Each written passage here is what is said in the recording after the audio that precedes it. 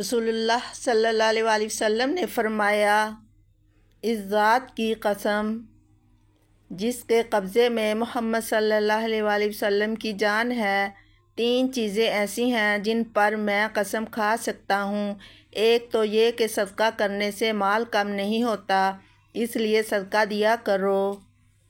دوسری یہ کہ جو شخص کسی ظلم پر ظالم کو صرف رضائے الہی کے لیے معاف کر دے، اللہ تعالیٰ اس کی عزت میں اضافہ فرمائے گا۔ اور تیسری یہ کہ جو شخص ایک مرتبہ مانگنے کا دروازہ کھول لیتا ہے، اللہ اس پر تنگ دستی کا دروازہ کھول دیتا ہے۔